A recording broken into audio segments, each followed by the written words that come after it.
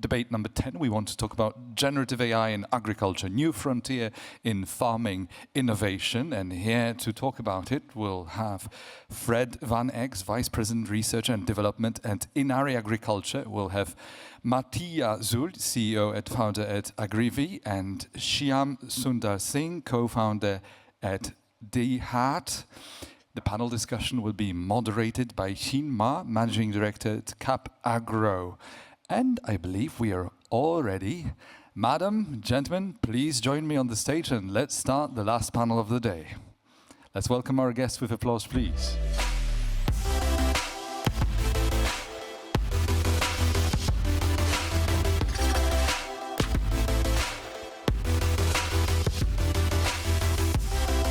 And my very hope is I haven't mispronounced every single one of your names. Hopefully not. Do enjoy. It's the last discussion of the day, so a lot depends on the energy of this discussion. Just a hint. Enjoy. Thank you so much. We're very lucky being the last session, which means a lot of subjects has been discussed, touched upon, which allow us to really deep dive, to enjoy our conversation. And the second one is it's a long day. If you stay, we really believe the subject is close to your heart. So look forward to have great conversations with you afterwards. So generative AI, I think you have heard so many times AI today.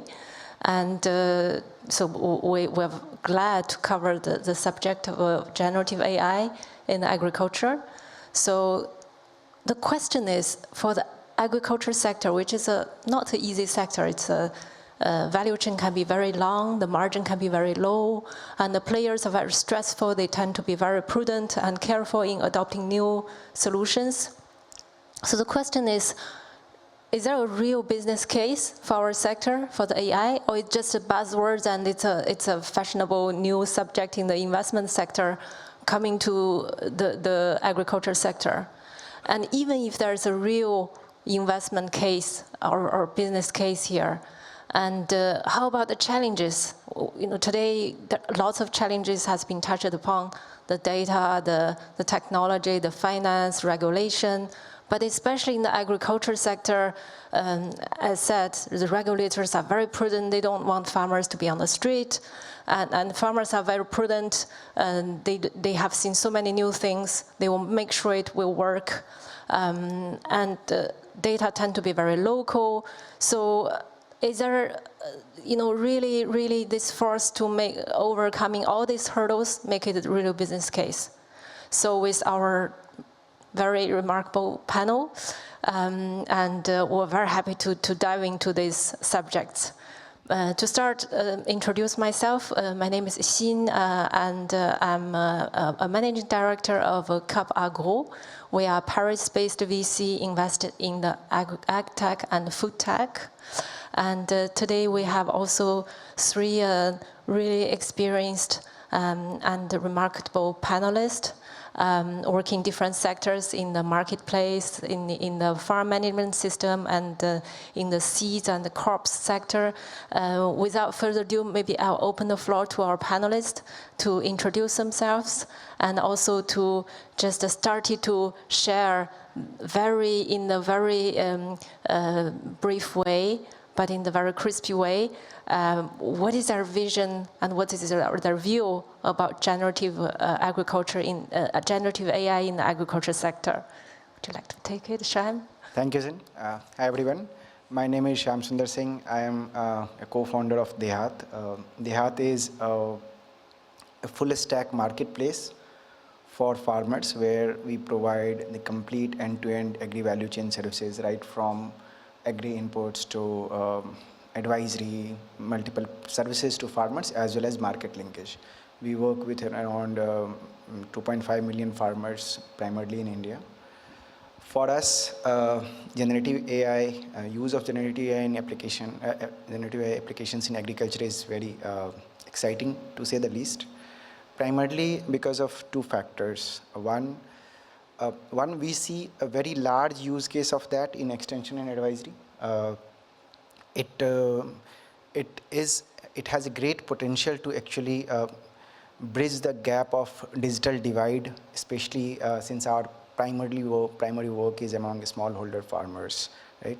So, and also women farmers. So it has the potential to bridge that gap, whether it is the gap of literacy, whether it is the gap of language, whether it is a gap of medium of communication. So there is a large use case there. The second use case of that is essentially using different data sets across the globe, right? For this, we see a lot of potential of multiple data sets to be used, whether it is from various governments or various private players. For example, currently we are working for a single use case in India as well as in Kenya, and we are using data sets from both countries. We have seen that not many companies or countries have actually collaborated for that, but use of GenAI will hopefully encourage people to collaborate more in the sector, right? And hence more and more use cases will come out from this. Thank you. Thank you, Shyam. Matija. It's great to be here on the panel, and thank you everybody as well for staying. So my name is Matija, Zulj. I'm founder and CEO at AGRIVI. At AGRIVI, we are a farm management company with over a decade of experience in digitalization of agriculture, working in 50 plus countries, primarily with value chain, so corporate entities there, helping them to transform their production and production of farmers in their agriculture supply chains. And at the moment, we spend a lot of time with generative AI technology as well, as we launched AI Advisor on the market last year. Why I think generative AI is important, because after a decade of, I would say, AgTech, so last year was like a decade of AgTech for a lot of companies that started early, I think that we all can be disappointed with the level of digitalization that was achieved. So, first of all, the biggest learning for me personally was that change management that is so hard in the industry, behavior change of farmers as well, due to all constraints, age, education levels, etc.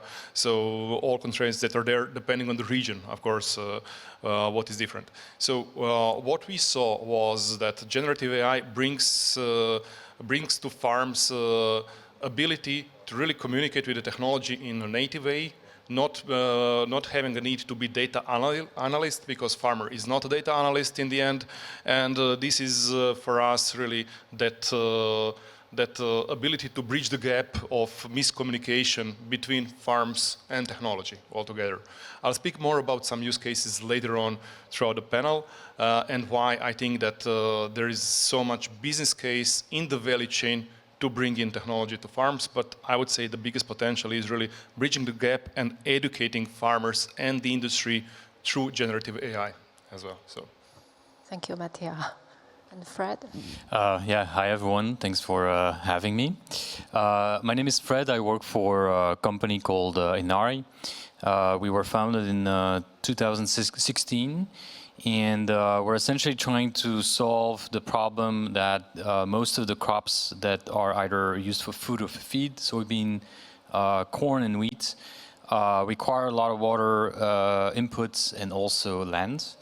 And we try to do the improvement of those crops by using a mixture of breeding and also new breeding techniques, NGTs and BTs, gene editing, CRISPR-Cas, all of the same. And underneath that, we're using now a lot of AI applications in order to understand exactly how the plants work, how they function, what kind of genes we need to improve in the plants. So a lot of research. I'm leading the research effort at Inari. That work is very resource intensive. We raised over 100 million in the last couple of years, but always looking for more if people are interested. And what's so fundamental about this new development of generative AI is that it's going to allow us and hopefully also other companies to really accelerate the pace at which crops are being improved. Not only the soy, corn, and wheat crops of the world, but it's also going to unlock and basically unleash the potential of a lot of other crops that are not the major crops right now, but can have a huge impact both in food and feed as well. Since you are talking, Fred, it's a very interesting user case. So probably you can give a bit depth on why generative AI could be used on the crops and the seeds sector. And do you see also other sectors that you have worked on that could be a natural application on the generative AI or AI in general? Yeah, so essentially the major problem that we've had so far in trying to do the work we do is trying to really understand, like, how do you improve a soy plant, how do you improve a corn plant genetically, right? There's been ways of doing that, but usually it took someone's whole academic career to figure out what one single gene was doing. With generative AI, we will be able in the next couple of years, and we already see very strong signs of these possibilities, to unravel most, if not all, of the genes and what they do and how to change them and what the impact will be on crop performance. This is, I mean, I cannot stress how amazing this is to see that in your own lifetime. A lot of those algorithms that have been developed that will allow us to do this and other companies have been developed by the Googles of the world and other companies that are specialized in developing AI algorithms. A lot of it also focused for human healthcare. So those tools can be used for human health, but they can also be used for crop improvement, which is great for us because finally we can tap into all of those investments that have been made on the human health part, and we can start using that also for agricultural improvements. Great to know there are some synergies so that expensive technologies can be monetized later on. Investors will be happy to hear that. And Matija, you are working on the farm management system, and it's also a very important solution, digitalization and for the farmers. And it's also a platform, actually. There can be so many applications to be used and adopted by the platform. So I'm sure you've seen many different technology and different cases. Could you also share your view of, what did you see as a good application case for the generative AI? That's a good point. So farm management is always seen as a backbone for other systems, as that central place for holistic decision making, getting data on one place, and being able to really secure traceability, secure also data for sustainability, etc. What we saw was with generative AI altogether, we focused on 3 use cases basically, and I would say 3 segments of value chain collaborations, because we saw that the biggest opportunity, at least based on our experiences so far in the industry, is that supporting that relationships in the value chain to support growers directly and then to help them actually improve. So 3 use cases. One is with input companies. Actually, we collaborate with seed manufacturers, fertilizer manufacturers, chemical manufacturers, and what they experience is when they basically push new products to the market, etc. They usually rely on their agronomists that visit farms, that educate farms on what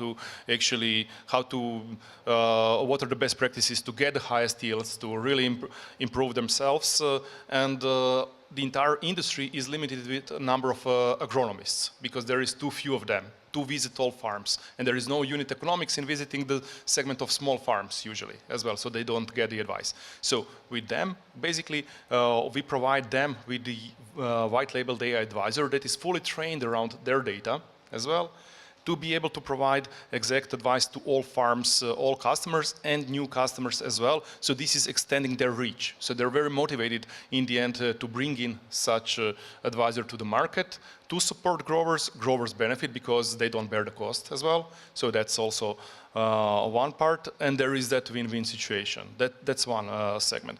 The other use case is working with food companies as well. We heard a lot about regenerative agriculture in the recent panels, and one of the questions is, okay, but how many farms actually have education and know all the things they need to know about regenerative agriculture practices, etc. So upskilling of farmers, and also simple data collection. So we brought the AI advisor truly not, we didn't create just another app to embed it into farm management platform.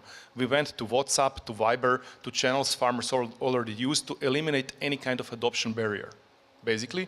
And we can provide advice directly there, and we can provide also capture data directly from chat in a natural language. So in the collaboration with food companies, we actually support dissemination and scaling of knowledge around programs, sustainability programs, etc.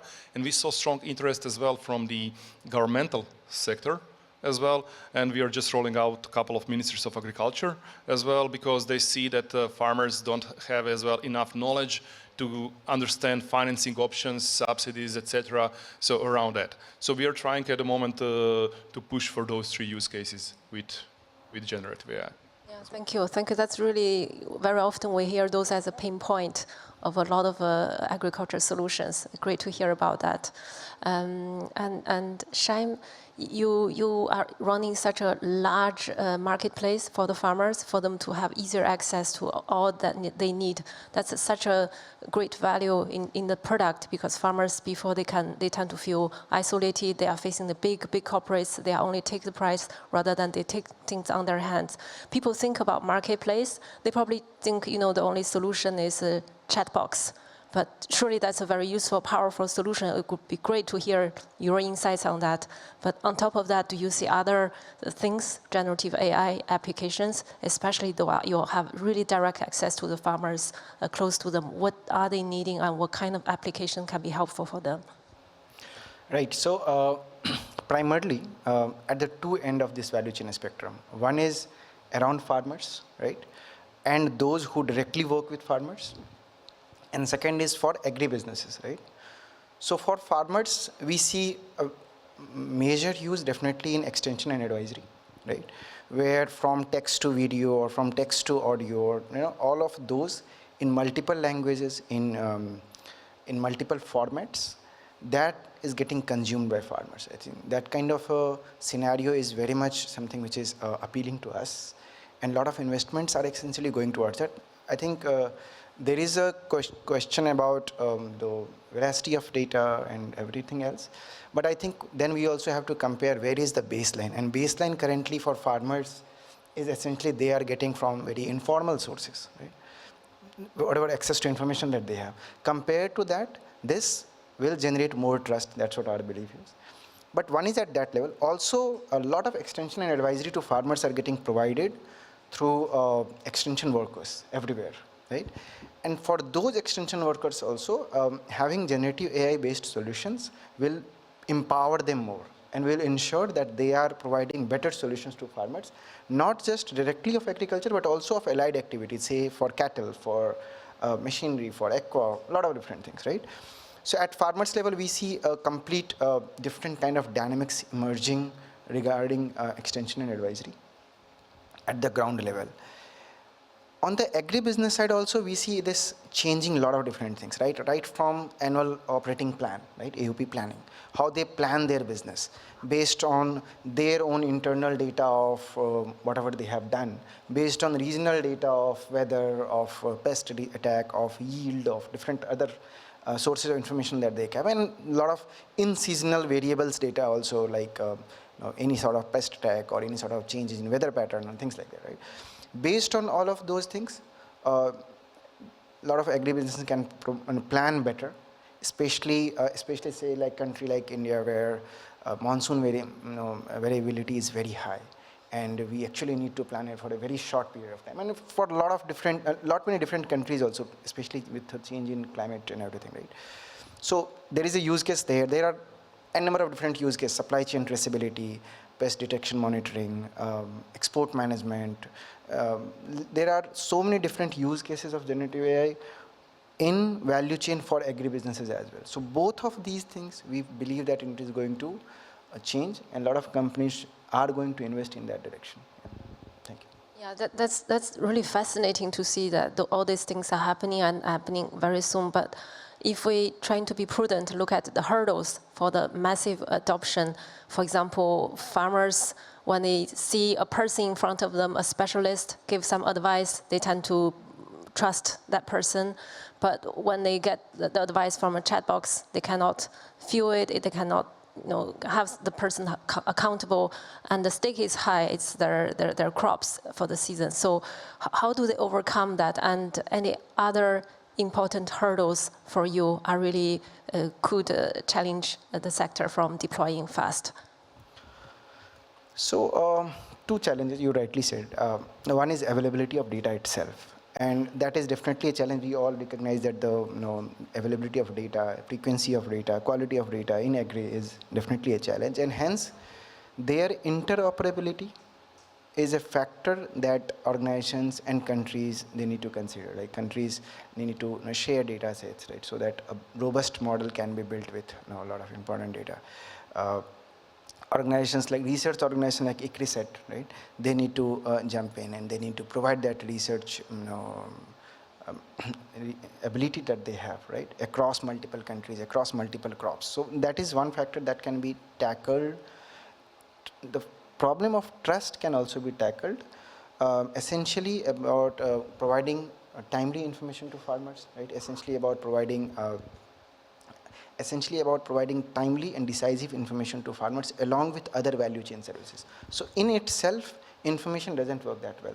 When any information which is getting provided to farmers, when it is combined with provisioning of related products and services also, that attracts farmer for any behavior change. And hence, when generative AI solutions along with real-time provisioning of products and services is provided to farmers, then I believe that the factor of trust will also come in. So both these factors, availability of data itself, and then when data is provided, then how to build trust with farmers, those two are major challenges that need to be factored in. Thank you. Okay. Thank you. And Matija, you mentioned that people are sometimes hesitating to change, and they are afraid that new technologies taking the job from them. That tend to be a big challenge.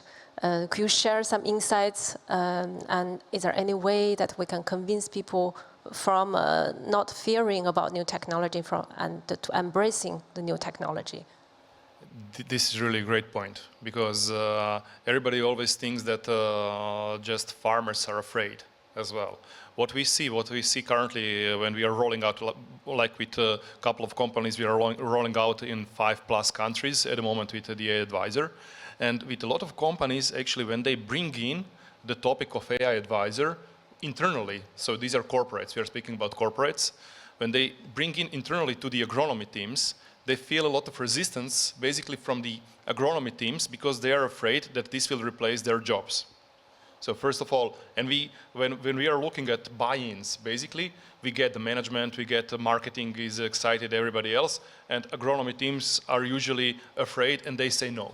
So that's usually, and we need to work around that to really explain that this is empowering also them, actually, and empowering farms with reliable knowledge. And there is a lot of actually work to be done with generative AI to eliminate all the hallucinations. So that's one of the challenges as well. But in terms of that scaling adoption, really eliminating that fear in the discussion, we need to put a lot of effort to show really that this helps them actually to focus on providing more actionable advice to farms, that this will address some of the, let's say, trivial questions, and then for complex questions, this will be, conversation will be triggered and narrowed, directed to them as a true expert as well. So there is a lot of work to be done also in that direction. You always need to be careful when humans are involved, right?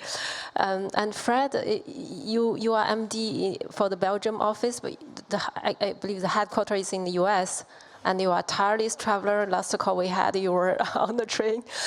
So can you comment on some, do you see the US and EU, how do you see the two countries in addressing these issues? So I think there are major differences between the US and Europe when it comes to agriculture. Just the sheer scale of the farms in the US is very, very different than what we have here. Farms here tend to be very fragmented and a lot smaller, although there's been a lot of consolidation happening. I just want to bounce back on something that was said also on the almost farmers being almost risk averse, which is really not true. I mean, we've seen, and I meet also a lot of farmers, luckily for me, and also from Europe. And I find they tend to be very open to innovation and new technologies. I mean, it probably depends on which ones you talk to. But also for the kind of technologies we work on, anything that can help them reduce the cost of inputs, increase productivity and those kind of things, they're very open towards that, not just in the US. So that's something that we have in common, I think, with some farmers here in Europe. One issue that we have in Europe, though, is also with regulation. So I think there was someone earlier in one of the panels saying like that they like regulation. I also have no problem with it, but in Europe it tends to happen that it takes a very long time before any kind of regulatory framework is set up, and then basically new technologies are in sort of a vacuum. And whereas in other parts of the world, you know, those technologies are being adopted and there's a regulatory framework. Not just for the things that we do, but also I was at another conference a couple of weeks ago, and this was also about food processing and fermentation. So a lot of companies in Europe cannot even taste their own food. They have to go to Singapore, where it takes 2 weeks before they get an approval, whereas in Europe it takes like sometimes 2 years, right?